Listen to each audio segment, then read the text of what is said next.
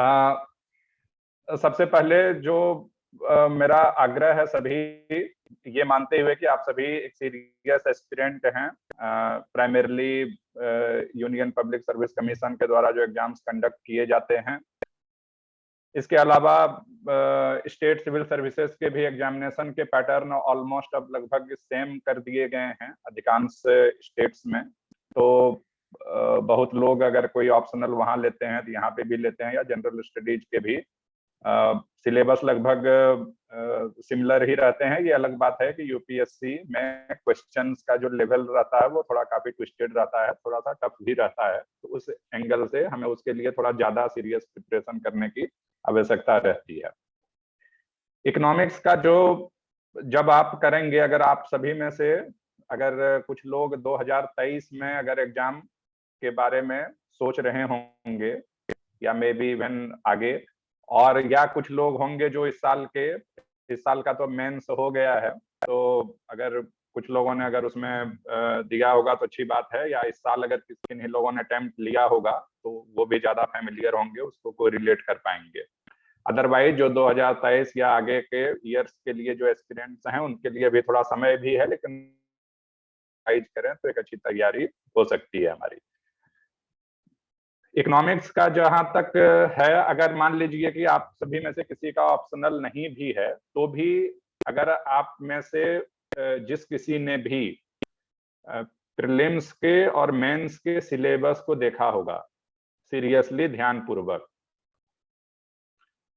तो बढ़िया है। क्वेश्चन पेपर को ग्रुप में शेयर कर लिया है, तो अभी क्वेश्चन पेपर पर आएंगे 5-10 मिनट में, थोड़ा सा बैकग्राउंड डिस्कशन करने के बाद, तो उसे आप बेहतर तरीके से कोरिलेट कर पाएंगे कि किस प्रकार से हम इकोनॉमिक्स का जो एंड इंडियन इकोनॉमिक्स से रिलेटेड जो टॉपिक्स हैं एंड इशूज हैं उसको हम किस तरह से अप्रोच करें, और जिससे कि प्रीलिम्स और मेंस में हमें एक बेहतर स्कोर हो सके और हम अच्छे से आंसर कर सकें। तो इकोनॉमिक्स का जहां तक अगर आपका ऑप्शनल नहीं भी है, तो अगर सबसे पहला, वैसे भी जब भी कोई एग्जाम हम प्रिपेयर करने का सोचते हैं तो द फर्स्ट थिंग सिलेबस है। तो सिलेबस आपने देखा होगा, हर साल जो नोटिफिकेशन आता है उसमें सिलेबस भी अटैच्ड रहता है। मैं भी अभी सिलेबस देख ही रहा था 2022 का जो यूपीएससी का नोटिफिकेशन था सिविल सर्विस एग्जामिनेशन का। तो उस नोटिफिकेशन में सिलेबस प्रीलिम्स का और मेंस का भी अलग अलग है। आप उसको देखिए, अगर पूर्व में देखे हैं तो अच्छी बात है, लेकिन उसको बराबर देखने की जरूरत पड़ेगी जब तक कि एग्जाम नहीं हो जाता, जब तक कि सिलेक्शन नहीं हो जाता है। तो इसलिए उसको बार बार देखने की आवश्यकता है कि हम कोई टॉपिक को छोड़ तो नहीं रहे हैं। तो उस सिलेबस में प्रीलिम्स का सिलेबस अलग है, मेंस का सिलेबस अलग है, और इकोनॉमिक्स का एक सब्सटेंशियल पार्ट है। The first point. Second point, आप जब प्रीवियस ईयर क्वेश्चन पेपर को एनालिसिस करेंगे, जो आपकी प्रिपरेशन स्ट्रेटेजी का एक अदर इंपॉर्टेंट कंपोनेंट है, जो हर किसी को it is a must do thing, तो करना ही है।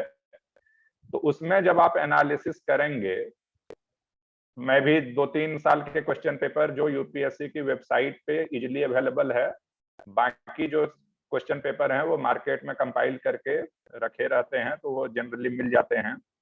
तो जब आपका एनालिसिस करेंगे तो आप देखेंगे कि किसी किसी साल में अप टू 100 में से मैक्सिमम 12 to 15 क्वेश्चन तक भी Indian economy and economic concept से रिलेटेड क्वेश्चंस रहते हैं। प्रीलिम्स की मैं बात कर रहा हूं।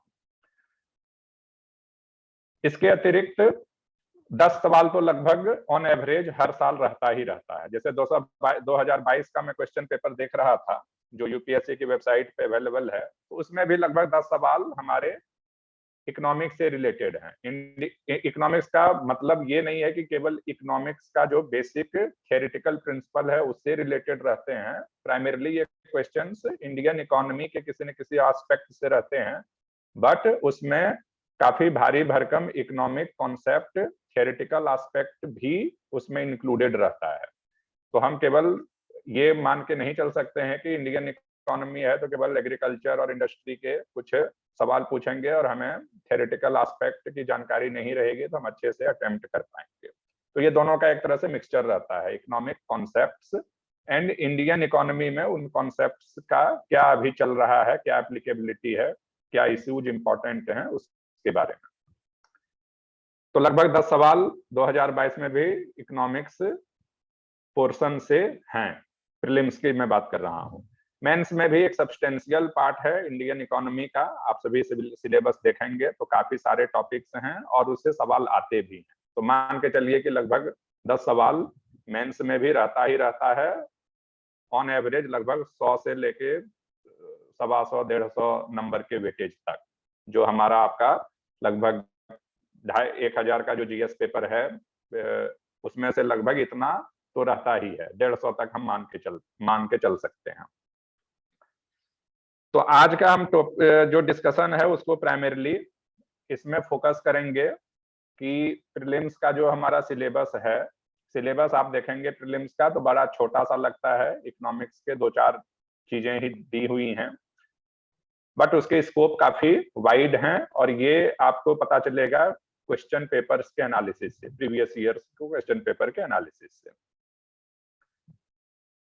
इसके बाद फिर किसी और जब क्लास नेक्स्ट जब कभी डिस्कशन होगा तो उसमें मेंस के जो सिलेबस हैं उसके बारे में भी चर्चा करेंगे। वहां कहाँ से हमें पढ़ना चाहिए, किस तरह से उसमें अप्रोच लगना चाहिए, उसके बारे में भी डिस्कस करेंगे। आज कोशिश करेंगे कि प्राइमरीली प्रीलिम्स के बारे में फोकस करें, क्योंकि 2023 के जो एग्जाम्स के लिए अगर जो एस्पिरेंट हैं उनके लिए अब धीरे धीरे सीरियस होने का समय, एग्रेसिव मोड में आने का लगभग ये राइट टाइम आज आ चुका है मेरे हिसाब से।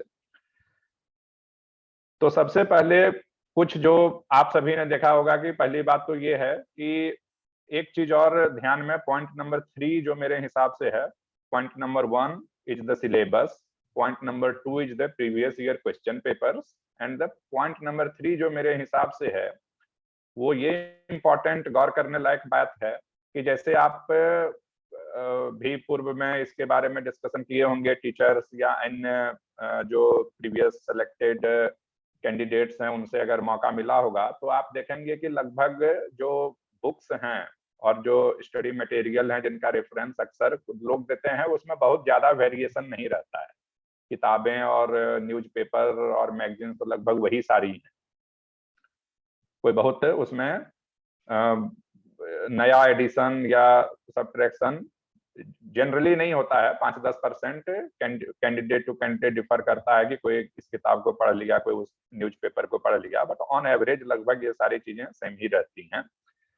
बट इसमें थोड़ा इकोनॉमिक्स के जो क्वेश्चंस आते हैं एग्जाम्स में और इसका जो सिलेबस है, इसके आधार पे एक चीज जो थोड़ा सा इसको और डिफिकल्ट बनाती है या यूं कहिए कि ट्रिकी बनाती है, उसमें ये है कि जैसे आप पॉलिटी करते हैं तो पॉलिटी का एक लगभग सिलेबस ऑलमोस्ट दिया रहता है। हालांकि उसमें भी डे टू डे डेवलपमेंट्स होते रहते हैं, कभी कोई नया अमेंडमेंट आ गया, कभी कोई नया एक्ट बन गया, तो ये सब चीजें होती रहती हैं। बट फिर भी जो हमारा एक बेसिक कॉन्स्टिट्यूशनल फ्रेमवर्क है वो लगभग इतना जल्दी नहीं बदलता है, तो उसका एक दिया हुआ है। कुछ ऑथेंटिक उसके टेक्स्ट बुक भी हैं, चाहे कोई डी बसु का पढ़े हों जो थोड़ा ज्यादा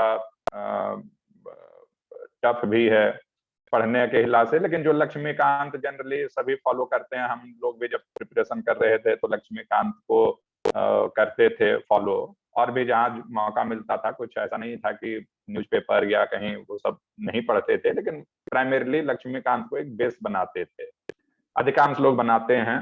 तो आप भी अगर बनाते हैं तो कोई इसमें बुरी बात नहीं है, लेकिन उसमें क्या है कि एक बेसिक टेक्स्ट बुक है हमारे पास और उसमें लगभग इंटायर सिलेबस कवर भी हो जाता है। हिस्ट्री का अगर आप निकाल के देखें तो मॉडर्न इंडिया की अगर हम बात करें तो उसमें भी हमारे पास जिससे कि ज्यादा क्वेश्चन आने की संभावना रहती है, तो उसमें भी लगभग हमारे पास एक बेसिक, अब रोज बदलने वाली चीज है नहीं हिस्ट्री, तो उसमें एक बेसिक हमें टेक्स्ट बुक मिल जाता है और उसमें लगभग हमारे टॉपिक्स भी कवर हो जाते हैं।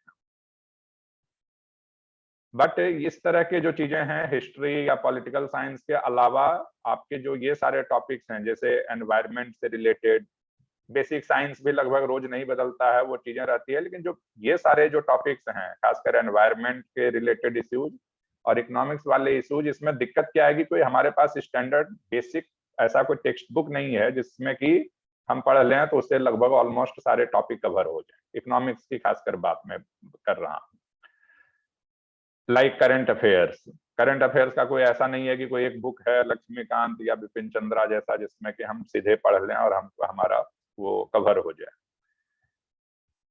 तो हमें इसके लिए थोड़ा सा अपना स्ट्रेटजी और जो स्टडी मटेरियल है इसको जो ऑथेंटिक है उसको चूज करना पड़ता है, और है उसमें मान के चलते हैं कि अगर उन सारे को हम फॉलो करते हैं तो जनरली उसी सब में से आना चाहिए, आते भी हैं, ऐसा नहीं है कि एकदम नहीं आते।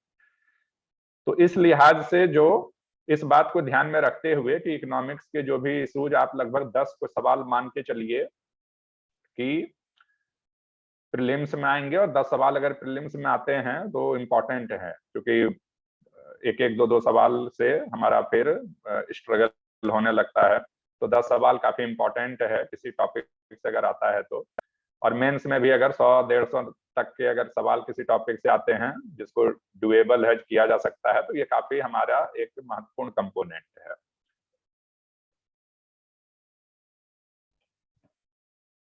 आवाज मेरी आ रही है? Yes sir. Yes sir, clear है। यस हाँ सर। ठीक है, ठीक। नहीं, किसी मेंबर ने एक लिखा था, अभी मैसेज आया था कि म्यूट है, तो इसलिए मैंने चेक कर लिया। तो अब इसमें आप अगेन सिलेबस और प्रीवियस ईयर क्वेश्चन पेपर को हमेशा अपने साथ रखना है, at least 5 to 10 years last question papers को, जिससे हमें पता चले कि कौन से टॉपिक से यूजुअली क्वेश्चंस आते हैं। बाकी सिलेबस प्रीलिम्स का उठाएंगे तो एक लाइन में सिलेबस है, इकोनॉमिक्स का बहुत ज्यादा उसमें है नहीं लिखा हुआ, 4-5 टॉपिक मेंशन किया हुआ है, तो उससे बहुत ज्यादा क्लू हमें मिलता नहीं है। तो पहला जो स्टडी मटेरियल में जो आप सभी लोग पूर्व में भी डिस्कशन हुए होंगे जिस भी लेवल पे टीचर्स से या इन लोगों से, तो उसमें पता होगा कि एनसीईआरटी का जो हमारा किताब है 11th और 12th का, उसको हमें सीरियसली पढ़ना चाहिए, क्योंकि है थोड़ा सा पतला सा ही किताब, 4-5 चैप्टर से ही है, लेकिन इंफॉर्मेशन काफी ज्यादा है। अब ये बात सही है कि उसमें इंफॉर्मेशन समराइज्ड फॉर्म में है, उन्हीं इंफॉर्मेशन को हमें थोड़ा डिटेल में पढ़ने की जरूरत है। फॉर एग्जाम्पल जैसे अभी आप कोई अगर 2022 का क्वेश्चन पेपर निकाले होंगे, तो पहला जो फर्स्ट 10 क्वेश्चन से ही इकोनॉमिक्स से रिलेटेड है, इंडियन इकोनॉमी या इकोनॉमिक थ्योरेटिकल इकोनॉमिक्स से रिलेटेड है। अब उसमें मैं एक क्वेश्चन देख रहा था एक्सचेंज रेट। तो एक्सचेंज रेट एक बड़ा फेमस टॉपिक है, आप एनसीईआरटी की किताब में भी पढ़ेंगे तो एक्सचेंज रेट का आपको मिलेगा जिक्र। बट अब उसमें क्वेश्चन में देख रहा था कि अभी ये मतलब जनरली ये इकोनॉमिक्स ऑप्शनल जो लेते हैं उनके लिहाज से आसान होगा, लेकिन जो जनरल स्टडी केवल पढ़ रहे हैं, जो इकोनॉमिक्स का कभी बैकग्राउंड नहीं रहा है, अब उसमें रियल इफेक्टिव एक्सचेंज रेट और नॉमिनल इफेक्टिव एक्सचेंज रेट उसके थोड़े डीपर कॉन्सेप्ट्स हैं जो जनरली लोग नहीं पढ़ते हैं, नहीं जानने की कोशिश करते हैं, क्योंकि इतना जानने की आवश्यकता नहीं रहती है, लेकिन अब क्वेश्चंस पूछ रहे हैं। तो इसका मतलब है कि आप एनसीईआरटी में एक्सचेंज रेट के बारे में हो सकता है कि बता दे क्या डेफिनेशन है, रियल एक्सचेंज रेट क्या है ये भी बता दे, नॉमिनल एक्सचेंज रेट क्या है ये भी बता दे, हो सकता है, लेकिन उसके और जो इम्पैक्ट्स हैं इकोनॉमी पे, मतलब क्या है, इंटरनेशनल करेंसीज लाइक डॉलर या एंड यूरो के कंपैरिजन में रुपीज का जब फ्लक्चुएशन होता है वैल्यू का, जो अक्सर अखबारों में और सुनते हैं कि हाँ भाई आज 70 रुपये हो गया, 1 डॉलर का रुपये बराबर, कल 72 हो गया, कल 68 हो गया। तो इन सारे मूवमेंट्स के कारण जो एक्सचेंज रेट से जुड़ा बिंदु है, उससे हमारे रियल एक्सचेंज रेट और नॉमिनल एक्सचेंज रेट और इसके अदर इकोनॉमिक इंडिकेटर्स पे क्या रिपरकशंस हो सकते हैं। अब ये थोड़ा सा डीपर कॉन्सेप्ट्स हैं, इसको केवल एनसीईआरटी में हम ढूंढेंगे तो नहीं मिलेगा। तो इसके लिए इसका मतलब है कि एनसीईआरटी हमें एक बेसिक फ्रेमवर्क देता है, ताकि अगर कहीं हमें एक्सचेंज रेट अगर कहीं हम न्यूज़पेपर में पढ़ रहे हैं या किसी मैगजीन में या किसी अदर बुक में रियल एक्सचेंज रेट पढ़ रहे हैं, नॉमिनल एक्सचेंज रेट पढ़ रहे हैं, तो हमें हमारे लिए एकदम अनजान सा कोई चीज ना आए। तो एनसीईआरटी का मकसद भी वही है, क्योंकि वो 11th और 12th स्टैंडर्ड के बच्चों के लिए बनाया गया है, तो उसको हम सारे चीजें वहां नहीं दी जा सकती है। तो इसलिए एनसीईआरटी का जो 11th और 12th का बुक है वो थेरेटिकल अंडरस्टैंडिंग के लिए, चाहे वो इकोनॉमिक्स के प्रिंसिपल्स हो या इंडियन इकोनॉमी का जो एक बेसिक आउटलाइन है, उसके लिहाज से वो आवश्यक है, नेसेसरी पार्ट है for preparation, but it may not be sufficient. तो उसके आधार पे हो सकता है कि आप क्वेश्चंस का आंसर ना कर पाए, आपको लगेगा कि हाँ मुझे आता है, लेकिन ऑप्शंस एग्जैक्टली नहीं आता है, कंफ्यूजन क्रिएट हो सकता है, क्योंकि आप क्वेश्चंस के लेवल थोड़े ट्विस्टेड और होते जा रहे हैं। बट फिर भी उसको बेसिक अंडरस्टैंडिंग के लिए तो फर्स्ट आपका जो इंफॉर्मेशन सोर्स है वो एनसीईआरटी का 11th और 12th का micro economics and macro economics के जो बुक्स हैं और इंडियन इकोनॉमिक्स के, वो होने ही चाहिए। तो उसको अच्छे से स्टडी करें। उसमें जिस भी लेवल पे अगर हमारे साथ डिस्कशन करने के और फर्दर जब भी मौके मिलेंगे, मैं कोशिश करूंगा कि कम से कम वीक में कुछ इंटरेक्शन सेशन हम प्लान करें। तो उसमें अगर कुछ इंपॉर्टेंट टॉपिक्स होगा तो उसके बारे में डेफिनेटली डिस्कस करना चाहेंगे। बट एनसीईआरटी का जो बुक है उसको एक सीरियस कैंडिडेट अगर पढ़ता है, खासकर ग्रेजुएशन लेवल का कैंडिडेट अगर पढ़ते हैं आप लोग, तो इसमें कोई समझने में बहुत ज्यादा दिक्कत नहीं होनी चाहिए। इतना क्लिष्ट नहीं है, इतना जटिल नहीं है। 11th-12th के स्टूडेंट्स के लिए थोड़ा कड़ा हो सकता है, टफ हो सकता है, बट एक ग्रेजुएशन लेवल के स्टूडेंट के लिए, भले कोई भी बैकग्राउंड हो, इकोनॉमिक्स पहले पढ़े हो ना पढ़े हो, डजंट मैटर, तो वो अंडरस्टैंडिंग होनी चाहिए। और जब एनसीईआरटी का जब वो किताब पढ़ते हैं तो उसके पीछे कुछ क्वेश्चंस रहते हैं, तो कोशिश करिए कि उन क्वेश्चंस को भी सॉल्व करें। इस जैसे कि आपने जो पढ़ा है उसका थोड़ा सा रिवीजन भी हो और वो आपकी अंडरस्टैंडिंग थोड़ा सा और डीपर हो जाए। तो फर्स्ट जो इंफॉर्मेशन सोर्स है हमारे पास इकोनॉमिक्स के इशूज को हैंडल करने के लिए, वही एनसीईआरटी का 11th-12th का।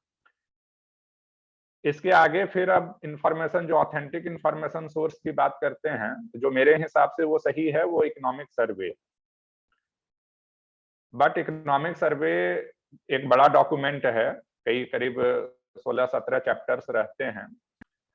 आप सभी उसमें से अगर किसी ने अगर उसको पढ़ने का प्रयास किया होगा तो उसको अप्रिशिएट कर पाएंगे। बट उसमें आप देखें कि इकोनॉमिक सर्वे भी एक बड़ा डॉक्यूमेंट है और उसमें बहुत सारी कहानियां अननेसेसरी भी रहती हैं, बहुत सारे डेटा भी रहते हैं, क्योंकि वो तो गवर्नमेंट ऑफ इंडिया का डॉक्यूमेंट है जो पब्लिक डोमेन में जाता है, तो उनकी मजबूरी है कि वो सारे डेटा और वो सारे चीजों को वो जनता के सामने या जो रीडर्स हैं उनके सामने रखेंगे। बट उसमें से जरूरी नहीं कि सारी चीजें हमारे एग्जामिनेशन और पॉइंट ऑफ व्यू से भी इंपॉर्टेंट है। तो उसमें से जो कॉन्सेप्चुअल पार्ट हैं उनको तो हमें पढ़ना पड़ेगा, और वो भी एक ठीक ठाक हिस्सा हो जाता है, इतना कम नहीं रहता है। बाकी डेटा वगैरह के जो पार्ट्स हैं, जो बहुत इंपॉर्टेंट डेटा है, जैसे growth rate, average growth rate etcetera, इस तरह को इन्फ्लेशन रेट, इस सब को छोड़ दिया जाए तो बाकी बहुत ज्यादा डेट, ईयर टू ईयर क्या मूवमेंट्स हुआ है डेटा का, इतना हम उसको अभी स्किप कर सकते हैं, करना भी चाहिए उतना, क्योंकि वो हम पढ़ने का तो पढ़ लेंगे बट वो मेमोराइज नहीं हो पाएगा। तो दूसरा जो मेरे हिसाब से जो important authentic economics, Indian economy से रिलेटेड जो सोर्स है हमारे पास, वो है इकोनॉमिक सर्वे। और उसमें से भी काफी सारे इंफॉर्मेशन आपको मिलेंगे जो प्रीवियस ईयर क्वेश्चन में पूछे गए हैं, एग्जाम्स में पूछे गए हैं, और जो हमारा सिलेबस में जो टॉपिक्स को जिसको कवर करना है, या प्रीवियस ईयर के क्वेश्चंस को देखने से पता लगता है कि ये सब हमारे इंपॉर्टेंट टॉपिक्स हैं। तो ये दो जो हमारे ऑथेंटिक सोर्स हैं, इसके अलावा अगर हमारा इकोनॉमिक्स का बैकग्राउंड नहीं है और फिर हमें जनरल स्टडी कवर करने हैं, तो इसमें से कुछ टॉपिक्स को फिर हमें और अदर सोर्सेज से पढ़ना पड़ेगा। तो चूंकि हमें मेंस की भी तैयारी करनी पड़ती है, और ऐसा नहीं है कि सिविल सर्विस की आप तैयारी कर रहे हैं तो केवल प्रीलिम्स का अलग करते हैं, मेंस का अलग करते हैं। ठीक है, जब प्रीलिम्स एग्जाम नजदीक आने लगता है, महीना 2 महीना 3 महीना बचता है, तो हम ज्यादा फोकस्ड हो जाते हैं प्रीलिम्स के प्रति। बट जनरली जो कॉमन सिलेबस है वो तो हम साथ में प्रिपेयर करते हैं। और आप जो मेंस का जो इकोनॉमी का सिलेबस आप देखते हैं, तो उसमें इकोनॉमिक्स का प्रिपरेशन करने के लिए आपको इंडियन इकोनॉमी का कोई बेसिक स्टैंडर्ड टेक्स्ट बुक पढ़ना ही पड़ता है। जनरली जो है यूनिवर्सिटीज में भी जो चलती है और बाकी भी रिकमेंडेड रहते हैं, वो 2 किताब ठीक ठाक हैं। एक मिश्रापुरी, एटलीस्ट जो हम लोगों ने फॉलो किया था, अब पिछले 2-4 साल 5 सालों में अगर कुछ चेंजेज आया होगा तो उसको एक बार चेक कर लेंगे, या आप लोग भी कर सकते हैं। बट एक मिश्रा और पुरी की इंडियन इकोनॉमी बड़ी अच्छी किताब है, या एक दत्त एंड सुंदरम की भी एक इंडियन इकोनॉमी की किताब आती है। मिश्रापुरी की किताब थोड़ी सी ज्यादा वो अच्छा है, फ्लो में है, उसका लैंग्वेज वगैरह, पॉइंट्स वगैरह अच्छे उसके हैं। कुछ कुछ टॉपिक दत्त सुंदरम के भी काफी अच्छे हैं, कुछ कुछ चैप्टर्स मिश्रापुरी के ज्यादा अच्छे हैं। बट ओवरऑल अगर दोनों में से अगर किसी एक को ही अगर चूज करने के लिए कहा जाए तो मैं रिकमेंड करूंगा मिश्रापुरी का। बट कुछ कुछ टॉपिक उसके भी ठीक हैं दत्त सुंदरम के। तो इसमें से हमें कुछ जो चैप्टर्स हैं, प्राइमरली ये किताब इंडियन इकोनॉमी का है, ये थ्योरेटिकल इकोनॉमिक्स का ये किताब नहीं है। तो थ्योरेटिकल इकोनॉमिक्स के बारे में बहुत अगर डिटेल हम अगर जानना भी चाहेंगे तो इसमें आपको नहीं मिलेगा।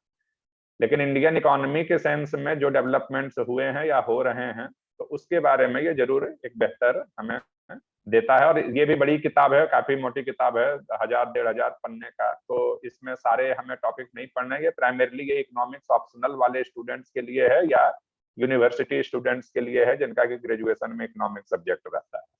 बट कुछ चैप्टर्स डेफिनेटली इसमें से रिलेवेंट हैं जो हमारे मेंस के लिए और प्रीलिम्स के लिए भी यूजफुल हो जाते हैं।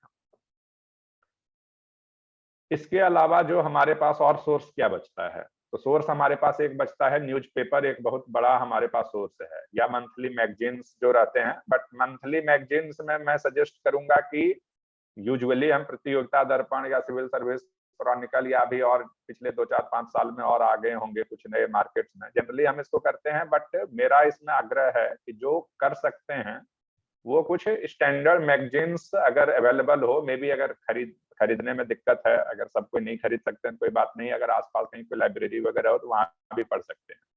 क्योंकि हर चीज खरीदना लगता है कि हम पढ़ लेंगे, बट उतनी सारी चीजें हम पढ़ भी नहीं पाते।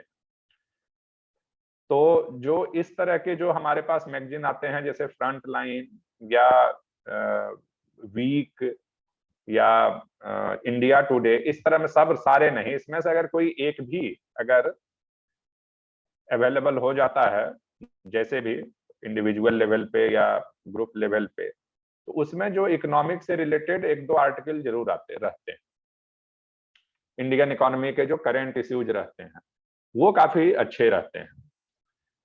बाकी जो मंथली मैगजीन्स वगैरह हैं वो भी ठीक है, वो मुद्दे के बारे में तो वो बेसिक आइडिया दे देता है, बट उसमें जो डिस्क्रिप्शन रहता है, एनालिसिस रहता है, इसमें इतना बहुत ज्यादा बढ़िया स्टैंडर्ड का कभी कभी नहीं रहता है। तो आपने पढ़ भी लिया और पता चला कि समय भी 1-2 घंटा लगाया, बट उससे आपका बहुत ज्यादा उसमें आउटकम निकलता नहीं है। न्यूज़पेपर जरूर मस्ट है, और न्यूज़पेपर में इकोनॉमिक्स से रिलेटेड अगर जिनका इंग्लिश मीडियम है और जो इंग्लिश मीडियम रखने के लिए बारे में सोच रहे हैं, तो उनके लिए तो न्यूज़पेपर की कोई कमी नहीं है। इंडियन एक्सप्रेस या हिंदू बेस्ट है, इन दोनों में से कोई एक को फॉलो कर सकते हैं। कुछ लोग टाइम्स ऑफ इंडिया भी करते हैं, बट वो ज्यादा बल्कि हो जाता है, तो मेरा आग्रह है कि यही दोनों में करें। और इसका जो इकोनॉमिक्स वाला जो बिजनेस पेज है, इसके बारे में थोड़ा सा केयरफुली करने की जरूरत है। ज्यादा उसमें आर्टिकल नहीं रहते हैं, 2 या 3 आर्टिकल ही उसमें रहते हैं बिजनेस पेज पे, जो थोड़ा रिलेवेंट रहता है।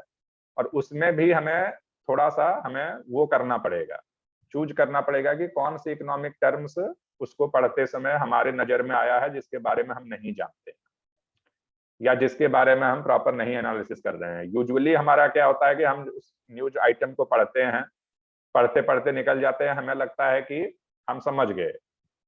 ठीक ही भी बात है कि जो सामान्य रीडर्स के लिहाज से आपको समझ में आ गया कि हाँ क्या चीजें हो रही हैं, बट उसी में कुछ ऐसे इकोनॉमिक टर्म्स या बिजनेस टर्म छिपे रहते हैं, फाइनेंशियल टर्म्स, जो आपके क्वेश्चन का पार्ट बन सकता है। और उस समय अगर आपने उसको गौर नहीं किया, नोट नहीं किया, मे बी कहीं किताब से उसको और थोड़ा सा फर्दर नहीं पढ़ लिया, या फिर गूगल वगैरह से देख के उसके मीनिंग को नहीं समझे, तो हो सकता है कि अगर वही टर्म अगर एग्जाम में आ गया तो हम फिर उसको अच्छे से अटेम्प्ट नहीं ले पाते हैं। तो ये हमारा जो, और ये थोड़ा सा मेहनत का काम है, लेकिन ये हमारे प्रिपरेशन को काफी मजबूत बनाता है। तो ये हमारा जो न्यूज़पेपर है, तो ये चौथा सोर्स मेरे हिसाब से। फिफ्थ जो एक इम्पॉर्टेंट है, वो वेबसाइट का अध्ययन करना हमें चाहिए। और वेबसाइट का अध्ययन करने के कुछ इम्पोर्टेंट जो वेबसाइट्स हैं, वो हमारे हैं फाइनेंस मिनिस्ट्री के वेबसाइट, जहाँ पे कि इकोनॉमिक सर्वे, बजट वगैरह का, बजट एट ए ग्लांस की पूरी चीजें रहती हैं।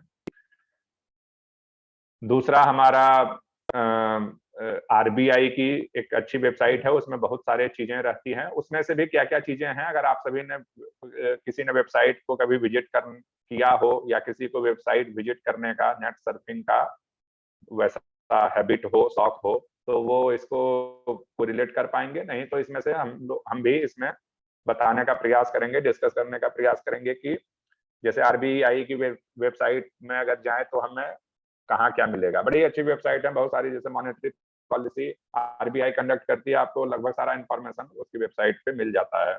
और क्वेश्चन आंसर के फॉर्म में भी काफी सारे इंफॉर्मेशन रहते हैं। इसी तरह से हमारे जो कॉमर्स एंड इंडस्ट्री मिनिस्ट्री की जो वेबसाइट है, उसमें WTO और इंटरनेशनल जो ट्रेड एग्रीमेंट्स हैं, उसके जो करंट डेवलपमेंट्स हैं, क्या चल रहा है, इसके बारे में बड़े अच्छे इंफॉर्मेशन मिल जाते हैं। तो इस तरह के जो इकोनॉमिक से रिलेटेड 3-4 जो हमारे वेबसाइट्स हैं मिनिस्ट्रीज की, उससे भी हमें काफी अच्छा इंफॉर्मेशन मिलता है। तो कुल मिला के इस तरह से कुछ ये 4-5 हमारे जो ऑथेंटिक सोर्सेस हैं, जिससे कि हम अपने जो इकोनॉमिक इश्यूज हैं और इंडियन इकोनॉमिक्स के जो डेवलपमेंट्स हैं, टॉपिक्स हैं, उसके बारे में हम अपना एक अंडरस्टैंडिंग बना सकते हैं, सिलेबस और प्रीवियस ईयर क्वेश्चन पेपर को ध्यान में रखते हुए। इसके अलावा फिर ऐसा कुछ नहीं है कि कुछ टॉपिक्स, हालांकि वो मेंस के लिए ज्यादा रेलिवेंट हैं, जैसे एक बिपिन चंद्रा की बुक आती है पार्ट 2, वो मेंस के हिसाब से ज्यादा फायदेमंद है। उसके जो इकोनॉमिक्स के इश्यूज हैं, जो सिलेबस के टॉपिक्स हैं, एंड मे बी कुछ अदर टॉपिक्स के लिए आपको गूगल पे भी डिपेंडेंट रहना पड़ सकता है, या कहीं कहीं और कहीं कोई एक आध चैप्टर कहीं कुछ मिल गया तो उसको पढ़ना पड़ सकता है। बट ऑन एवरेज मुझे लगता है कि 70 to 80%, even more than that, syllabus जो है ये 3-4-5 जगहों से कवर हो जाता है। अब इसका जो नेक्स्ट पार्ट है, ये तो एक डिस्कशन हुआ हमारा कि इंपॉर्टेंट जो इंफॉर्मेशन सोर्सेस हैं, और ये इंफॉर्मेशन सोर्सेस ऐसा नहीं है कि मतलब हर साल बहुत इसमें वाइड फ्लक्चुएशन है, क्योंकि ये सारे इंफॉर्मेशन सोर्सेस से क्वेश्चंस लगभग आपको देखेंगे एनालिसिस करके तो क्वेश्चंस आते ही आते हैं। अब इसमें नेक्स्ट जो पॉइंट आता है कि अब ठीक है, पढ़ना शुरू करेंगे, तो एक तो बात ये है कि जब आप प्रिपरेशन के इनिशियल फेज में रहते हैं तो इतना हमें चिंता नहीं करना चाहिए कि हमें क्वेश्चंस तुरंत आंसर हो पा रहा है या नहीं। कम से कम सिलेबस का हमारा एक बार एक बेसिक रीडिंग स्टडी होना चाहिए, 1 बार 2 बार, जिससे कि हमारे दिमाग में उतनी बातें स्टोर हों। उसके बाद आप धीरे धीरे देखेंगे तो फिर क्वेश्चंस आपके अटेम्प्ट होना शुरू होता है। बट जैसे फॉर एग्जांपल आज हमने पढ़ा फॉर द फर्स्ट टाइम, हमने थोड़ा डीपर अंडरस्टैंडिंग ली इन्फ्लेशन का, और फिर कोशिश करें कल से ही सारे सवाल इन्फ्लेशन के बनने लगे हैं, तो मे भी हो सकता है कि उसमें थोड़ा दिक्कत आए। बट ग्रेजुअल हम उसको अगर और टॉपिक्स के साथ उसको रिलेट करते हुए आंसर नहीं होते हैं। अब जैसे आप पॉलिटी अगर जैसे आप पढ़ते हैं या हिस्ट्री पढ़ते हैं, तो अगेन इकोनॉमिक्स में भी कुछ चीजें को हमें ध्यान में रखने की आवश्यकता है। जैसे कि अगर आप पॉलिटी मॉडर्न इंडिया पढ़ते हैं, अगर कोई टीचर आपके साथ डिस्कस करते हैं या कोई अन्य और भी पर्सन अगर डिस्कस करते हैं या किए होंगे, या आप खुद से भी पढ़ते हैं, तो आप देखते हैं कि जैसे मॉडर्न इंडिया की बात करते हैं तो कुछ इवेंट्स हमारे काफी इंपॉर्टेंट इवेंट्स रहे हैं। For example quit India movement, non cooperation movement, स्वदेशी मूवमेंट, तो पार्टीशन ऑफ बंगाल। तो इस तरह के जो इवेंट सिविल डिसओबीडियंस मूवमेंट। तो इस तरह के जो इवेंट्स हुए हैं, ऐसा नहीं है कि बाकी चीजें, अगर हम फ्रीडम स्ट्रगल को लेते हैं तो ऐसा नहीं है कि बाकी जो घटनाएं थी उसका कोई सिग्निफिकेंस नहीं था, लेकिन था। लेकिन ये सारे जो थे वो उन सबसे ज्यादा इंपॉर्टेंट इवेंट्स हुए थे हिस्टोरिकली। तो आप देखिए कि क्वेश्चंस भी इन सबसे ज्यादा आते हैं एग्जाम्स में, और इन सब पे हमें ज्यादा मेहनत करने की आवश्यकता होती है। पॉलिटी की अगर हम बात करें तो जैसे प्रेसिडेंट, पार्लियामेंट और फंडामेंटल राइट्स, तो ये सारे जो टॉपिक्स हैं, कॉन्स्टिट्यूशनल जो इंस्टीट्यूशंस हैं लाइक निर्वाचन आयोग एंड अदर्स, तो इन सब से हमारा क्वेश्चंस आप देखेंगे तो ज्यादा क्वेश्चंस आते हैं एग्जाम्स में, अगर पॉलिटी का आप एनालिसिस करेंगे तो।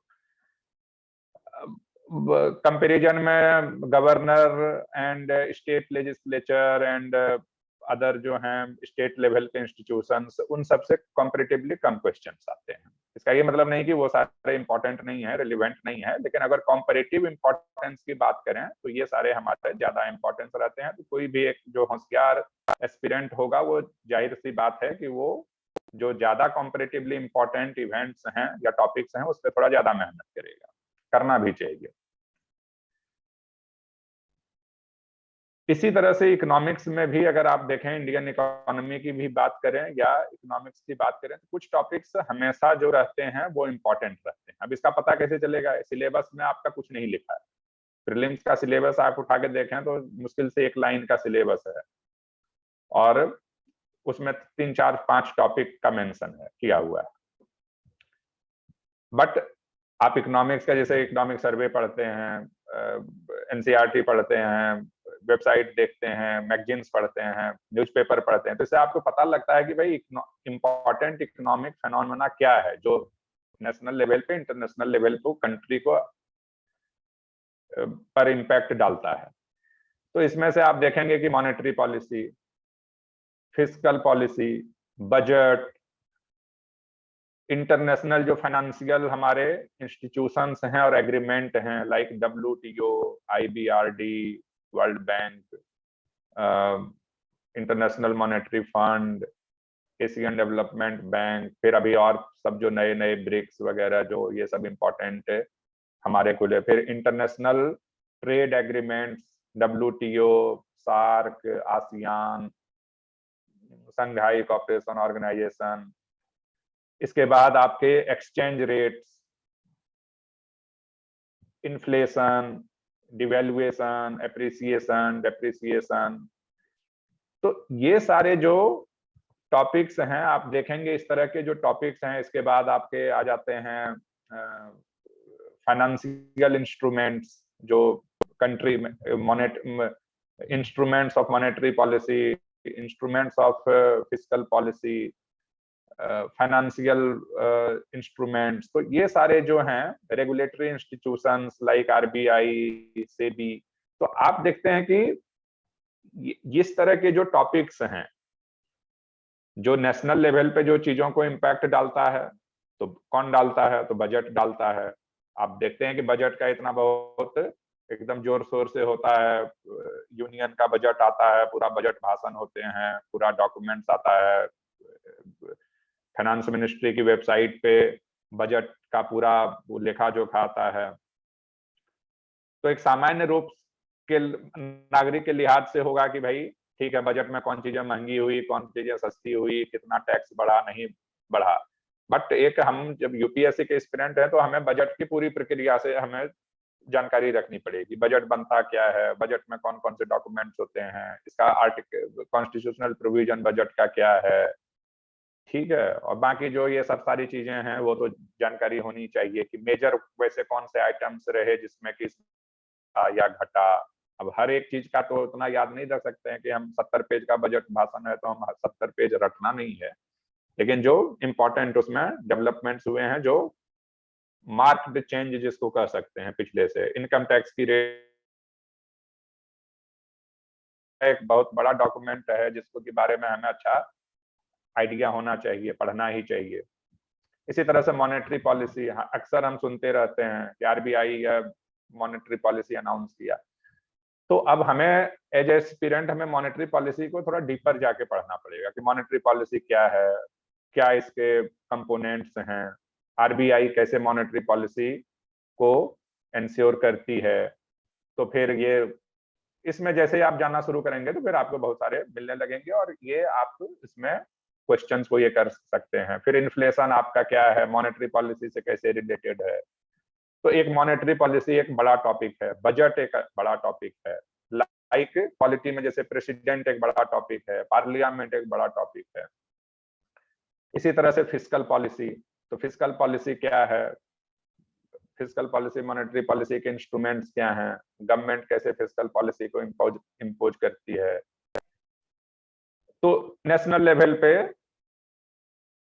लगने में लगता है कि मॉनेटरी पॉलिसी बहुत छोटा है, बट मॉनेटरी पॉलिसी और फिस्कल पॉलिसी को ही में लगभग हमारा पूरा इंटरनल जो भी इकोनॉमिक पॉलिसी है वो लगभग सारे आ जाते हैं। चाहे वो बजट करें, सोशल सेक्टर स्कीम्स की बात करें, गवर्नमेंट के जो प्रोग्राम्स हैं उसकी बात करें। तो जैसे भी आप फिस्कल पॉलिसी में जाएंगे तो आप सोशल सेक्टर स्कीम्स में जाएंगे, सोशल सेक्टर स्कीम्स में फिर सेंट्रली स्पॉन्सर्ड स्कीम्स आ जाएगी, सेंट्रल सेक्टर स्कीम आ जाएगी। तो आइडिया करने का मतलब है कि ये सारे जो हमारे इंपॉर्टेंट टॉपिक्स हैं इसके हमें इर्द गिर्द हमारी तैयारी मजबूत होनी चाहिए। फिर इंटरनेशनल लेवल पे जाते हैं तो इंटरनेशनल लेवल पे जो दो चीजें सबसे ज्यादा इम्पैक्ट करती है इकोनॉमी को, वो एक रहता है कि हमारा ट्रेड एग्रीमेंट क्या है, और दूसरा हमारा फॉरेन करेंसी के वीजे वीज हमारा जो रुपीज का जो इंडियन करेंसी है उसका पोजीशन क्या है और किस प्रकार से इम्पैक्ट होता है। तो इसके थेरिटिकल पार्ट क्या है और फिर उसके डे टू डे डेवलपमेंट क्या है। तो दो चीजें जो हमें प्राइमरली इंटरनेशनल लेवल पे हमें देखने की आवश्यकता होगी कि एक हमारा जो ट्रेड एग्रीमेंट्स हैं और दूसरा हमारा एक्सचेंज रेट है। तो अब एक्सचेंज रेट को कौन इम्पैक्ट डालता है, तो अब ऐसा नहीं है कि एक्सचेंज रेट को आइसोलेटेड टर्म है, मॉनेटरी पॉलिसी में चेंज होगा चाहे यूएसए के जो लीडिंग कंट्री है, अब जो बहुत छोटे कंट्री हैं जिसके की चेंजेस से बड़ी कंट्री लाइक इंडिया या यूएसए या चाइना पे बहुत इम्पैक्ट नहीं पड़ता है तो वो बहुत मैटर नहीं करेगा, वो एग्जाम में पूछेगा भी नहीं। बट जो लीडिंग कंट्रीज हैं उनके यहाँ जब पॉलिसी चेंजेज होते हैं तो उसका इम्पैक्ट हमारे ऊपर भी पड़ता है क्योंकि हम ट्रेड एग्रीमेंट से कनेक्टेड हैं। तो उसका क्या इंटरलिंकेजेज है। अभी मैं जैसे पढ़ रहा था, सिर्फ एक साल का क्वेश्चन एनालिसिस कर रहा था, मैं अदर साल के भी क्वेश्चन एनालिसिस करके मैं इसी तरह से केवल ये भी आप लोगों के सामने ये प्रेजेंट करने का कोशिश करूंगा कि भाई ये सारे हमारे इंपॉर्टेंट टॉपिक्स हैं जिसके बारे में हमें पढ़ना चाहिए, तो कोई हमारा इसमें छूटना नहीं चाहिए। तभी मैं सिर्फ 2022 के कुछ सवालों का ये कर रहा था, तो उसमें निकल के आया कि भाई कहाँ से सवाल पूछे जा रहे हैं। तो सवाल पूछे जा रहे हैं इंटरनेशनल फाइनेंशियल इंस्टीट्यूशन से, Asian development bank, world bank etcetera.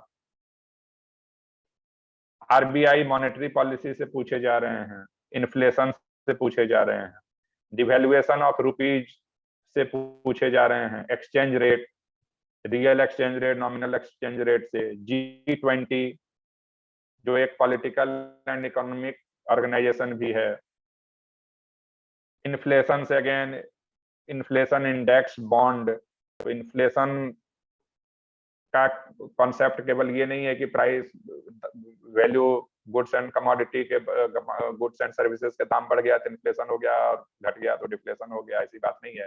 इससे रिलेटेड क्या है, गवर्नमेंट की पॉलिसीज क्या है, गवर्नमेंट के इंस्ट्रूमेंट्स क्या है इन्फ्लेशन को कंटेन करने के लिए। ठीक है, इसी तरह फिर इकोनॉमी के जो पार्ट आ जाते हैं हमारे, नेशनल इनकम अकाउंटिंग एक अलग बड़ा मुद्दा है। नेशनल इनकम को अकाउंटिंग हम कैसे करते हैं, जीडीपी जीएनपी जो बेसिक हम शुरू करते हैं, वहां पे हमारा जीडीपी का कंपोनेंट्स क्या हैं, जीएनपी के कंपोनेंट्स क्या हैं, और जो different concept of national income है ये भी एनसीईआरटी के शुरुआत में ही है, तो वो क्या है। फिर उसके आप आगे जाएंगे तो सेक्टर्स ऑफ इकोनॉमी क्या है, एग्रीकल्चर सेक्टर है, प्राइमरी सेक्टर है, टर्शियरी सेक्टर है, सेकेंडरी सेक्टर है, उन सेक्टर्स में इम्पोर्टेंट क्या है। तो कुल मिला के हम जब न्यूज़पेपर पढ़ते हैं या मैगजीन्स पढ़ते हैं तो हमें ये भी देखने की आवश्यकता है, या न्यूज सुनते हैं, मेरा इसमें ये भी आग्रह है आप सभी से कि करीब 15 से 20 मिनट का आप सभी लोग चूंकि एस्पिरेंट हैं तो न्यूज रेडियो वाला भी सुनिए, एफएम का या जो भी है, जो भी आपके नियरेस्ट लॉगिन हो पाता है। रात को खासकर 9 बजे से लेके 9:30 बजे तक बड़ा अच्छा वो आता है। एक तो 10-15 मिनट का न्यूज आता है, नेशनल न्यूज हिंदी और अंग्रेजी में 15-15 मिनट का, और उसके बाद 15-15 मिनट के दो एक एनालिसिस आता है कोई भी करंट टॉपिक पे, और एक डिस्कशन रहता है दो पैनलिस्ट के साथ। तो इससे आपका क्या होगा ना कि चूंकि एग्जामिनेशन जो है इसमें सिर्फ लिखना नहीं है, हमें आगे जाके कम्युनिकेट भी करना है, इंटरव्यू भी देनी है। तो ये चीजें आपका एक आता रहेगा कि भाई कोई सवाल अगर किसी के सामने रखा जाता है तो वो किस प्रकार से उसको रेस्पॉन्ड करते हैं कम समय में। क्योंकि जैसे टीवी पे या रेडियो टीवी पे भी प्राइम टाइम में तो आज खासकर लड़ाई झगड़ा ही चलता रहता है। तो मुझे नहीं लगता है कि प्रिपरेशन के लिहाज से कोई बहुत इंपॉर्टेंट आपको उससे लर्निंग मिल पाती होगी। बाकी अब किसी समय में अगर कोई इशूज पे अगर अच्छा डिबेट होता भी होगा तो मुझे बहुत आइडिया नहीं है, क्योंकि मैं प्राइमरीली उसी को फॉलो करता था, उससे थोड़ा बहुत हेल्प मिलता भी था। तो 9 बजे से 9:30 बजे तक अगर कोई इंटरेस्टेड हो तो कुछ ट्राई करके देख सकते हैं। तो वहां से भी कंटेम्पररी जो इशूज हैं उसके बारे में अच्छा एनालिसिस मिलता है और डिस्कशन सुनने का मौका मिलता है, तो आपका जो कम्युनिकेशन स्ट्रेटजी है वो भी इम्प्रूव होती है। तो again coming back to economics के जो प्रिंसिपल्स हैं और जो टॉपिक्स हैं, तो इस प्रकार से हमें ध्यान रखने की आवश्यकता है कि हमारा जो सिलेबस है और जो प्रीवियस ईयर क्वेश्चन पेपर्स हैं और जो अभी जो करंट नेशनल और इंटरनेशनल डेवलपमेंट्स हैं इकोनॉमिक फ्रंट पे, उसमें हमारे इंपॉर्टेंट टॉपिक्स क्या हैं, उन टॉपिक्स के इर्द गिर्द हमें पढ़ने की आवश्यकता है। और इस तरह से हम इन सारे टॉपिक्स को अगर हम सीरियसली कवर करते हैं, डिटेल में कवर करते हैं, तो फिर आप देखेंगे कि हमारे क्वेश्चंस का आंसर होना शुरू हो जाता है। एक और पॉइंट है इसमें स्ट्रेटजी से संबंधित कि प्रीवियस ईयर क्वेश्चंस पेपर्स केवल सिविल सर्विसेज का नहीं अटेम्प्ट करना है, यूपीएससी के द्वारा और भी एग्जाम्स कंडक्ट किए जाते हैं, जैसे सीडीएस का या असिस्टेंट कमांडेंट का। हालांकि इन दोनों के जो क्वेश्चन पेपर्स हैं इसको अगर आप देखेंगे, जैसे सिविल सर्विस का जो क्वेश्चन पेपर है और जो सीडीएस या असिस्टेंट कमांडेंट के जो क्वेश्चन पेपर्स हैं, उनमें ट्विस्टिंग का जो लेवल है वो काफी डिफरेंस है। सिविल सर्विस का जो क्वेश्चन पेपर है वो काफी ट्विस्टेड रहता है, एक ही टॉपिक में एक ही क्वेश्चन में 3-4 कॉन्सेप्ट को इंक्लूड कर देते हैं, जिससे कि उसका एनालिसिस करना थोड़ा और दिमाग लगाना पड़ता है। बाकी क्वेश्चंस जो रहते हैं वो थोड़ा स्ट्रेट फॉरवर्ड रहते हैं, तो उसमें ज्यादा 3-4 कॉन्सेप्ट को एक साथ मिक्स नहीं करता है, तो वो आसान होता है। लेकिन ठीक है, शुरुआत में उसको अगर हम कवर कर पा रहे हैं तो इसका मतलब हमारा एक बेसिक तैयारी हमारी ठीक है, उसके आगे हम अब बिल्डअप करने की आवश्यकता है। तो 2 एग्जाम खासकर मैं ये करूंगा, करने का तो तीसरा भी कर सकते हैं, लेकिन चूंकि एनडीए वाला जो एग्जामिनेशन होता है वो 10th-12th लेवल का ही रहता है, तो उसके थोड़े से और भी रहते हैं, लेकिन ठीक है, बेसिक तैयारी के लिहाज से वो कोई बुरा नहीं है। तो कम से कम ये जो क्वेश्चन पेपर्स हैं इसके सीडीएस के, असिस्टेंट कमांडेंट के और एनडीए के जो प्रीवियस ईयर क्वेश्चन पेपर हैं उसके, चाहे वो पॉलिटी हो, चाहे हिस्ट्री हो, या इकोनॉमिक्स हो, या ज्योग्राफी हो, क्योंकि बदलने वाला चीज केवल करंट अफेयर्स है, बाकी सारी चीजें लगभग सेम ही रहती हैं। अगर इकोनॉमिक्स में भी हो सकता है कि इंपॉर्टेंस बदल सकता है, लेकिन जो टॉपिक्स हैं चाहे monetary policy, fiscal policy, exchange rate, WTO वगैरह, लगभग सेम ही रहता है। तो इनके जो प्रीवियस ईयर क्वेश्चन पेपर है इन एग्जामिनेशंस के, इसका भी अगर आप अटेम्प्ट लेते हैं, प्रैक्टिस करते हैं, तो आपको इसको काफी क्लू मिलता है, और उसके आधार पे फिर आप जो सिविल सर्विस वाले जो क्वेश्चन है उसको सॉल्व करना काफी आसान हो जाता है। तो मेरे लिहाज से अगर 2023 के लिए जो सीरियसली प्रिपरेशन करना प्रारंभ कर चुके हैं या अब एकदम करने ही वाले हैं, उनके लिए जो मेरा प्रीलिम्स का जो इकोनॉमिक्स का जो बेसिक जो मेरा एक अंडरस्टैंडिंग आता है, इसके लिहाज से हम इस डायरेक्शन में हम अगर आगे बढ़ते हैं तो हमारी तैयारी ठीक ठाक हो जानी चाहिए, ऑलमोस्ट अच्छी एक साउंड तैयारी होनी चाहिए, जिसके आधार पे हम क्वेश्चंस को अटेम्प्ट कर पाएंगे बेहतर तरीके से। बशर्ते इसको डे टू डे बेसिस पे हम थोड़ा सा सीरियसली फॉलो अप करें, खासकर न्यूज़पेपर वाला पार्ट इंपॉर्टेंट है, उसको हम इग्नोर नहीं करें। पर डे जो न्यूज़पेपर में कुछ जो हमें बिजनेस या इकोनॉमिक टर्म मिलते हैं, उसका कम से कम एक नोट तो जरूर कर लें कि भाई ये है और क्या उसके रिperकशन है, कुछ मेरे पास भी, मेरे नजर में भी आएगा। क्योंकि कभी आवश्यकता नहीं पड़ती है तो हम लोग भी उसको इग्नोर कर देते हैं, लेकिन अगर आप लोगों से एक सीरियस डिस्कशन करने के लिए आज आवश्यकता होगी, मेरे नजर में भी कुछ आएगा तो मैं शेयर करता रहूंगा नोट करके, वीकली बेसिस पे या जिस लिहाज से हमें मौका मिलेगा आपस में इंटरेक्ट करने का। तो मेरे हिसाब से एक जो प्रारंभिक जो प्रीलिम्स के बारे में जो सोर्सेस ऑफ इंफॉर्मेशन है और जो चीजें हमें ध्यान रखने लायक है, उसके लिहाज से हमने एक इंट्रोडक्टरी आप रिमार्क कह सकते हैं, उस लिहाज से हमने ये आप लोगों के सामने रखा है। अब इसके मतलब ये तो जस्ट एक था कि भाई कहाँ से पढ़ना है, कैसे पढ़ना, क्या पढ़ना है। अब इसका वास्तव में हम अप्रोच कैसे लेके आगे बढ़े, तो मैं ज्यादा नहीं, आज पहला है, ओवरडोज करना मैं नहीं चाहता हूँ, ठीक है ना। तो इसके बाद आप लोगों से 5-10 मिनट में भी अगर कुछ क्वेरीज होंगे तो हम उसको लेंगे, फिर नेक्स्ट टाइम जब डिस्कस करेंगे तो इसके बारे में कभी कुछ और टॉपिक वाइज हम कुछ पिन पॉइंटेड डिस्कशन कर पाएंगे। बट जस्ट फॉर एग्जांपल एक सवाल, एक दो सवाल मैं आपको फ्लैग करना चाहता हूं केवल।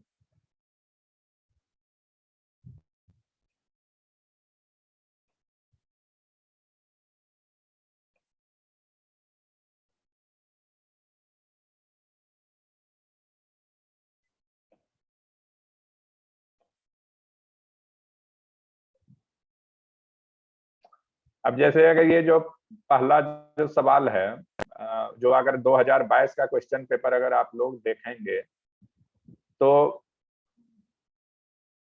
फर्स्ट ही सवाल है, क्वेश्चन है, पहला ही क्वेश्चन है, rapid financing instrument and rapid credit facility are related to the provisions of lending by which one of the following: Asian Development Bank, International Monetary Fund, United Nations Environment Program Finance Initiative and World Bank। 4 option दिया है। हिंदी में इसका है त्वरित वित्तीय प्रपत्र, rapid financing instrument, और त्वरित ऋण सुविधा, रैपिड क्रेडिट फैसिलिटी निम्नलिखित में से किस एक के द्वारा उधार दिए जाने के उपबंधों से संबंधित है? एशियाई विकास बैंक, अंतरराष्ट्रीय मुद्रा कोष, संयुक्त राष्ट्र पर्यावरण कार्यक्रम वित्त पहल, विश्व बैंक। अब देखिए ये एक सवाल है, तो हमारा एक इंपॉर्टेंट टॉपिक है इंटरनेशनल फाइनेंशियल इंस्टीट्यूशंस। क्यों इंपॉर्टेंट है? क्योंकि आप जानते हैं कि ये सारे जो हैं विभिन्न कंट्रीज को ये उधार भी देते हैं पैसे को, और ऐड भी देते हैं, सहायता भी देते हैं। तो अंतरराष्ट्रीय मुद्रा कोष, इंटरनेशनल मॉनेटरी फंड को सभी को ही पता है, अधिकांश लोग जानते होंगे। विश्व बैंक, IBRD भी लगभग लोगों को पता है। एशियन डेवलपमेंट बैंक भी पता है लगभग को। ये संयुक्त राष्ट्र पर्यावरण कार्यक्रम वित्त पहल, ये थोड़ा सा मुझे नया टाइप का लग रहा है, लेकिन UNA से रिलेटेड है। तो कुल मिला के अब हमारे पास, हम जब ये पढ़ते हैं कि इंटरनेशनल फाइनेंशियल इंस्टीट्यूशंस कौन है, और ऐसा नहीं है कि इंडिया ऐसी कंट्री नहीं है कि हम ऐड नहीं लेते हैं, हमको बहुत बार वर्ल्ड बैंक से ऐड मिला है, बाकी से मिलता रहता है, हम भी देते रहते हैं अदर कंट्रीज को। तो अब आप देखिए इसमें एशियाई विकास बैंक, IBRD, IMF और संयुक्त राष्ट्र पर्यावरण कार्यक्रम वित्त पहल, United Nations environment programme finance initiative, तो ये 4 जो इंपॉर्टेंट इंटरनेशनल फाइनेंशियल इंस्टीट्यूशंस हैं और फाइनेंशियल लेंडिंग क्रेडिट इनिशिएटिव है, इनके क्या क्या इंस्ट्रूमेंट है। तो अब जैसे इंटरनेशनल मॉनेटरी फंड कैसे काम करती है, इसके बारे में फिर हमें जानकारी होनी चाहिए। कि वो कैसे कंट्रीज को क्या लैंड देती है, हेल्प देती है, ग्रांट देती है। तो फिर क्वेश्चन आएगा कि ग्रांट में और लैंडिंग में क्या अंतर है। इसी तरह एशियन डेवलपमेंट बैंक के क्या काम है, किस तरह से वो काम करती है, उसके इंस्ट्रूमेंट्स क्या क्या हैं, कोई भी काम करने का तरीका क्या है, किस प्रकार से देती है। वर्ल्ड बैंक के क्या है। तो आप देख रहे हैं कि 3-4। एक सवाल और लेते हैं।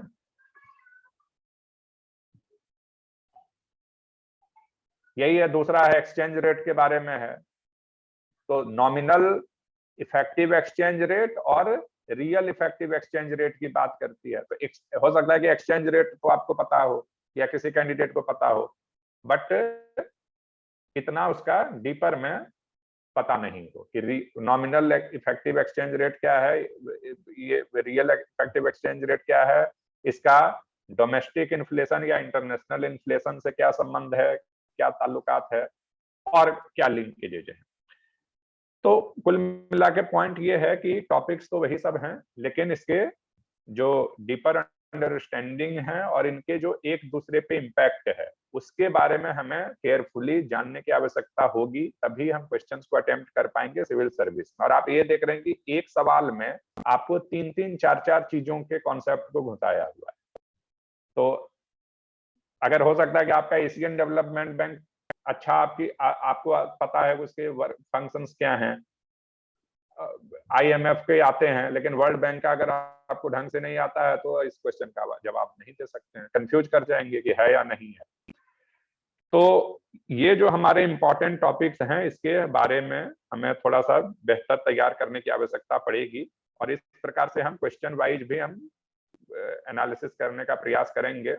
मेरा आग्रह है कि सभी लोग इसको पढ़ना शुरू करिए, एनसीईआरटी से उठाइए, वहां से शुरू करिए, इकोनॉमिक सर्वे से शुरू करिए, और फिर ये वेबसाइट वगैरह जो है इसको भी फॉलो करना शुरू कर सकते हैं। इसमें जो इश्यूज आएंगे, चैलेंजेस आएंगे अंडरस्टैंडिंग में और क्वेश्चंस को अटेम्प्ट करने में, इसमें हम लोग मिलजुल के डिस्कस करेंगे और इसको फिर आगे बढ़ने का प्रयास करेंगे, ताकि इसमें है। हाँ, लेकिन ये ध्यान में रखने की आवश्यकता है कि टीचर कितना महान हो, कितना विद्वान हो, कुछ भी, वो टीचर है, उसका नॉलेज है, बाकी तैयारी आपको खुद करनी पड़ेगी। जितना आप कोशिश करेंगे, फाइट मारेंगे, उतना आपकी अंडरस्टैंडिंग बढ़ेगी, उतना आपको ये कर पाएंगे, और वो तभी आएगी जब प्रीवियस ईयर क्वेश्चन को, पेपर को सॉल्व करेंगे और टॉपिक्स को हम ऑथेंटिक इंफॉर्मेशन सोर्सेज से पढ़ें। बहुत ज्यादा अनऑथेंटिक सोर्सेज को कम करें, जो कि गवर्नमेंट ऑफ इंडिया के ये सारे जो हैं, मुझे लगता है कि ऑथेंटिक सोर्सेज हैं। तो बाकी फिर नेक्स्ट क्लासेस में भी कुछ डिस्कस करेंगे। अभी मैं जस्ट अब अपने तरफ से मैं क्लोज करते हुए आप सभी लोगों के लिए मैं ओपन करता हूं कि कुछ आप लोगों के भी क्वेरीज हैं रिगार्डिंग प्रिपरेशन एंड खासकर इकोनॉमिक्स के जो प्रीलिम्स के सिलेबस हैं या मेंस के सिलेबस है उसके रिगार्डिंग, तो क्वेश्चन फ्लोट कर सकते हैं, तो हम उसको रिस्पॉन्ड देने का प्रयास करेंगे as per my understanding. Thank you.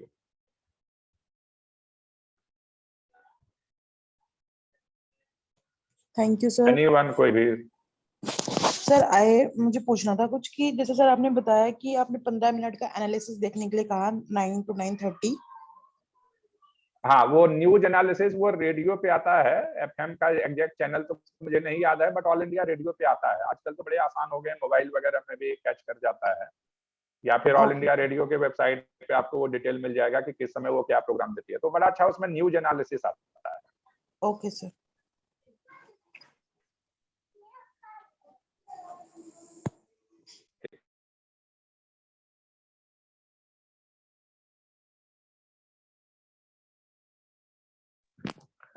Sir एक चीज पूछना था कि हिंदी हाँ, मीडियम के लिए सर कौन सा न्यूज़पेपर सही रहेगा?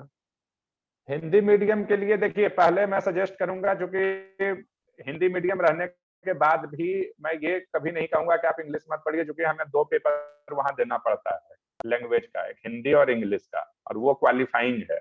बाद में भले आप टॉप कर रहे हैं, लेकिन उसमें अगर क्वालिफाई नहीं कर पाए तो वो दिक्कत है। और बहुत बार ऐसे होते हैं कि बहुत प्योर अंग्रेजी मीडियम के स्टूडेंट हिंदी में क्वालिफाई नहीं कर पाते हैं, ऐसे हुए हैं, मैंने बहुत ज्यादा नहीं है कि।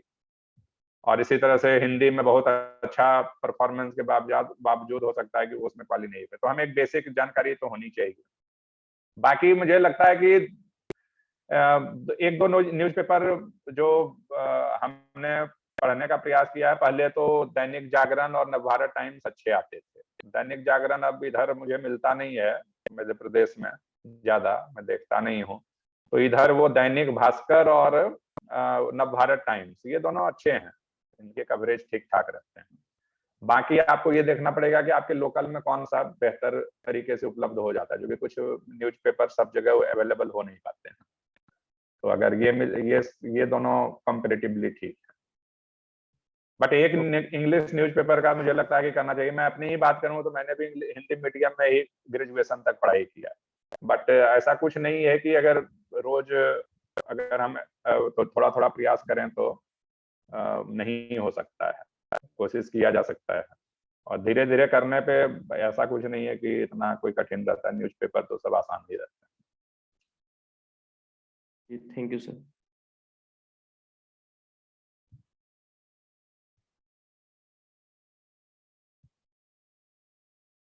Anyone else? और कोई, किसी ने कुछ और आगे तक इसमें सफर तय किया हो प्रिपरेशन में, पढ़ने में, और कहीं कंफ्यूजन ज्यादा फेस हो रहा हो, तो उसके बारे में भी चर्चा कर सकते हैं। सर नोट्स के बारे में, नोट्स कैसे बनाएं, थोड़ा आप उस पर प्रकाश डालें। नोट्स का देखिए, मेरा जो अंडरस्टैंडिंग है कि बहुत लेंदी नोट्स प्लीज ना बनाएं, ठीक है।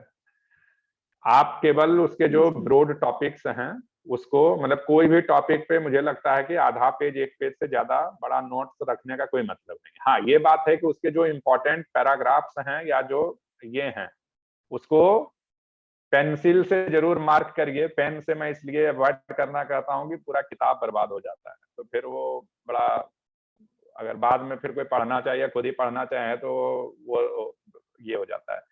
तो ये बड़ा इंपॉर्टेंट है कि आप इंपॉर्टेंट पैराग्राफ्स या इंपॉर्टेंट जो पॉइंट्स हैं या लाइन्स हैं उसको आप कर लीजिए। क्योंकि जैसे मैं अपनी बात करूं, जैसे बिपिन चंद्रा का मॉडर्न इंडिया पढ़ते समय हमने उसको इंपॉर्टेंट पैराग्राफ्स को हाईलाइट कर दिया था। और एक बात ये भी याद रखिए कि कुछ जो ये सब बेसिक टेक्स्ट बुक है, चाहे लक्ष्मीकांत या बिपिन चंद्रा वगैरह, मुझे लगता है कि इसको 7-7, 8-8, 10-10 बार भी पढ़ने की आवश्यकता पड़ सकती है, तो उससे घबराना नहीं है। आप जितनी बार पढ़ेंगे उतना आपका कॉन्सेप्ट और होता उसमें मेमोराइज होता चला जाता है। और ये सब ऐसे टॉपिक्स हैं जिससे कि क्वेश्चन आना ही आना है। तो जब दूसरी, तीसरी, चौथी रीडिंग में आप जाते हैं तो फिर आप पूरे पेज को नहीं पढ़ते हैं। आपने जो इंपॉर्टेंट पैराग्राफ को डिफाइन किया हुआ था पहली, फर्स्ट, सेकंड, थर्ड रीडिंग में, फिर आप उसको पढ़ते हैं तो आपका क्विक रिवीजन होता है बुक से, और उसमें केवल इंपॉर्टेंट पॉइंट्स आप नोट कर लेते हैं। जैसे फॉर एग्जांपल मैं एक बताता हूँ, एक बड़ा सेलिब्रेटेड क्वेश्चन है कि what was the nature of the revolt of 1857, 1857 का विद्रोह का स्वरूप क्या था। तो बहुत सारे स्वरूप हैं इसके, हर पे एक एक दो दो, आप कुछ कुछ पे तो एक एक बुक लिखा जा सकता है कि हाँ, कुछ कहते हैं कि this was the first freedom struggle movement, कोई कहता है कि this was the revolt by the जमींदार मेनली, फिर कुछ और कहते हैं, तो कई सारे हैं। कुछ कहते हैं कि it was the cultural revolt, and बहुत सारे 7-8 तरीके के हैं। आप बिपिन चंद्रा अगर पढ़ेंगे मॉडर्न इंडिया तो आपको आ जाए। तो आप नोट्स अगर बनाते हैं तो आप केवल पॉइंट लिख लीजिए ना कि nature of revolt, nature of 1857 revolt, हाँ, कि it was revolt by zamindar, it was the first freedom struggle movement, it was the cultural manifestation of जो भी है इंडियन पीपल, फोर्थ जो भी है by soldier, it was primarily a soldier led revolt. तो जो भी था 4, 5, 6, 7 जो भी दिए हुए, आपका नोट्स केवल 5 पन्ने पर रहेगा। जब कभी भी 1857 के नेचर ऑफ रिवोल्ट के बारे में आएगा तो अगर आप अपना उस नोट्स को केवल 5 पॉइंट देख लेंगे तो आप आंसर कर लेंगे, कहीं भी कर लेंगे।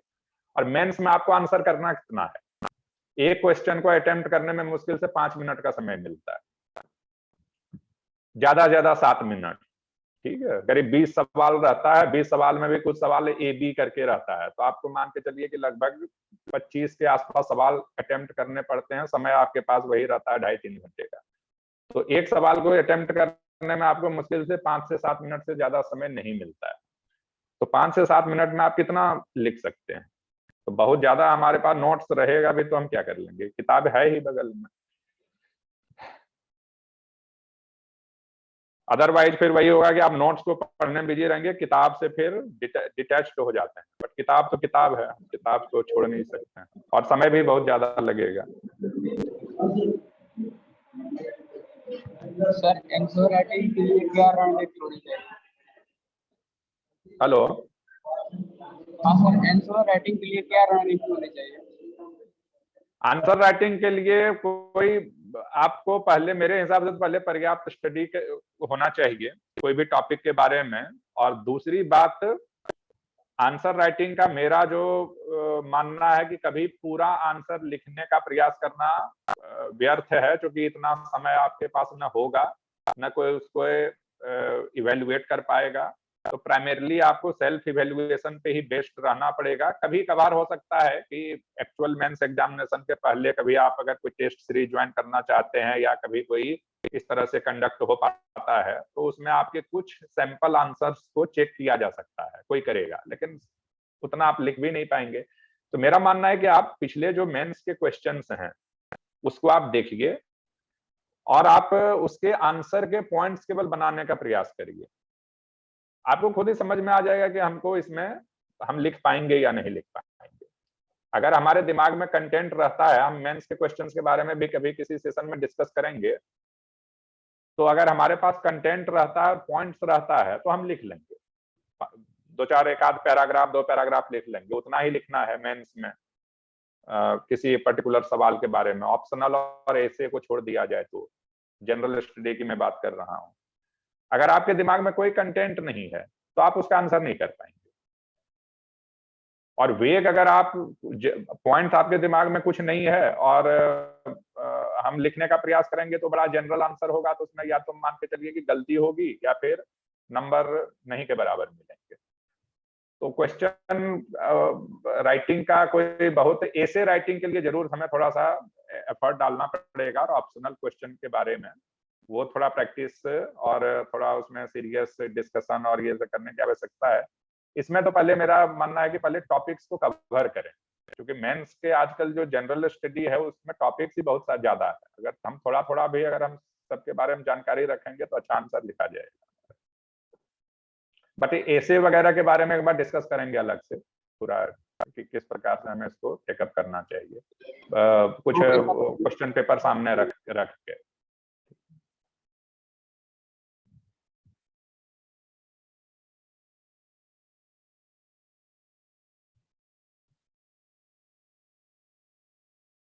आप सभी में से लगभग एग्जाम देने का ऑलमोस्ट कब प्लान कर रहे हैं? 2023, 24? सर 23। हाँ ठीक है, 23 के लिए आई थिंक अभी सही समय है कि इसको एक अच्छा प्रिपरेशन हम कर सकते हैं। और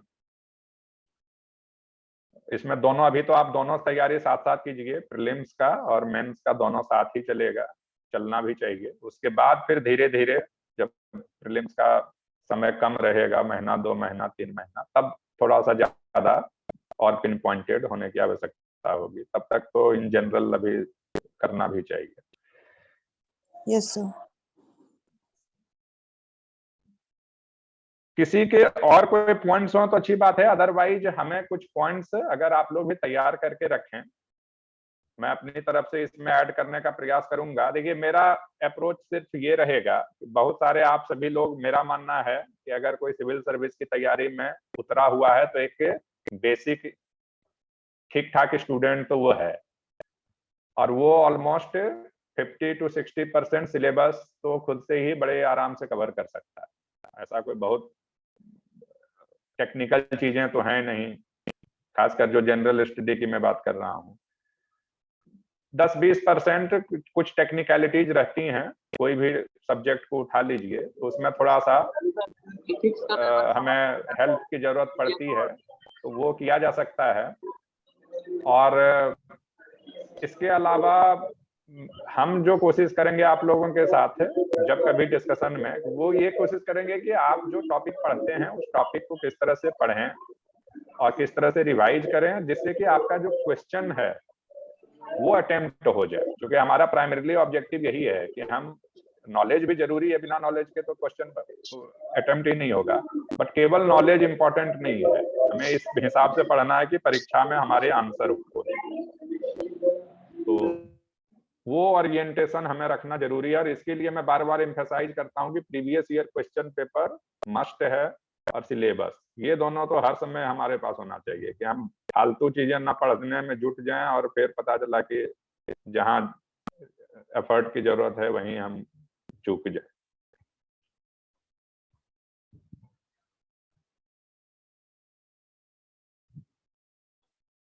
अगर किसी के और कोई क्वेरी अगर नहीं है तो मैं समझता हूं कि इथिक्स का पेपर के बारे में कुछ बता दीजिए। किसके बारे में, एक बार फिर से रिपीट कीजिए, मैं सुन नहीं पाया। एथिक्स सर जीएस पेपर 4 के बारे में बता दीजिए, उसको कैसे तैयारी की? अच्छा, फोर्थ पेपर के बारे में, फोर्थ पेपर के बारे में अलग से एक दिन डिस्कस करेंगे, ठीक है। एक दो बार मैं अभी रिसेंटली क्वेश्चन पेपर भी उसका नहीं देख पाया हूं, हालांकि मैं अपनी बात करूं तो बहुत ज्यादा हम उसका थ्योरेटिकल तैयारी तो नहीं कर पाए थे, बट इसमें अगर कुछ क्वेश्चन तो बड़े कॉमन अंडरस्टैंडिंग पे रहते हैं जिसको आप एक जनरल अटेम्प्ट ले सकते हैं, बट उसमें कुछ थ्योरेटिकल इनपुट अगर आप डाल देते हैं तो थोड़ा नंबर आपको बेहतर मिल जाते हैं। हमने भी वही रियलाइज किया था कि जनरल कॉमन सेंसिकल आंसर तो हमारे सही थे, बट थ्योरेटिकल हमारा प्रिपरेशन कमजोर था, तो जिससे हमको करीब 20-25 नंबर और मिल जाते तो ठीक था, लेकिन वही है कि वो उतना पता नहीं रहता है। तो इसके बारे में अलग से फोर्थ पेपर के बारे में डिस्कस करेंगे। Okay sir, thank you.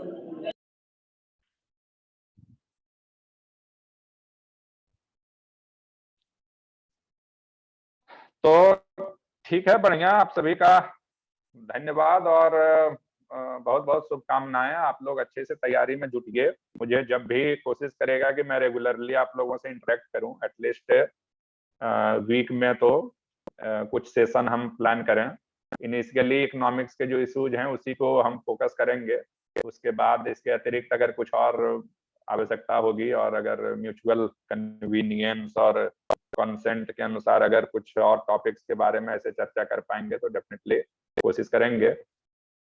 Question solving approach और मेंस के क्वेश्चन की राइटिंग का अप्रोच किस प्रकार से देना चाहिए, अगेन एक सजेस्टिव रहेगा, हर व्यक्ति का अपना फॉर्मूला होना चाहिए, होता भी है, और किसी कोई हार्ड एंड फास्ट रूल नहीं है, कोई फार्मूला नहीं है। इस बात को सभी को इस बात को एक्सेप्ट करना पड़ेगा, आपको भी करना पड़ेगा, हमें भी करना पड़ेगा, कि ऐसा नहीं है कि हम कुछ बता दिए तो वही फार्मूला हो गया, ऐसा कुछ नहीं है। वो हमारे समय में हमने फॉलो किया, तो एक सुझाव के रूप में जरूर हो सकता है जिससे कुछ क्लू मिल जाए। बाकी तो आपको अपना मेहनत और अपना फार्मूला डिवाइस करना ही पड़ेगा कि आप नोट्स कैसे बनाते हैं, आंसर कैसे लिखते हैं, बट डिस्कशन जरूर होना चाहिए, एक क्वालिटेटिव डिस्कशन, जिससे कि कुछ उसमें से पॉजिटिव इनपुट्स मिल जाए। तो इसके बारे में डिस्कस करेंगे, क्वेश्चन सॉल्विंग अप्रोच के बारे में और आंसर राइटिंग अप्रोच के बारे में, और कुछ एसेज वगैरह के भी टॉपिक्स के बारे में जितना संभव होगा, और होपफुली आप लोगों से रेगुलर इंटरेक्शन करने का मौका मिलेगा। आप लोगों के भी नजर में कुछ पॉइंट्स और आते हैं टॉपिक से रिलेटेड, आप लोग प्रीवियस ईयर क्वेश्चन पेपर को देखिए,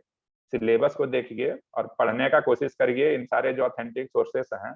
कहीं पे अगर आप लोगों को भी कंफ्यूजन आता हो तो नोट डाउन करके जरूर रखिए, ठीक है ना, तो ताकि उसके बारे में कभी मौका मिले तो डिस्कस कर पाएंगे। Yes sir. ओके तो सर, चलिए, ऑल द बेस्ट सभी को, बहुत बहुत शुभकामनाएं, और होपफुली फिर ओके सर, थैंक दूसरे टॉपिक के बारे में फिर हम लोग थैंक यू सर। इंटरेक्ट करेंगे।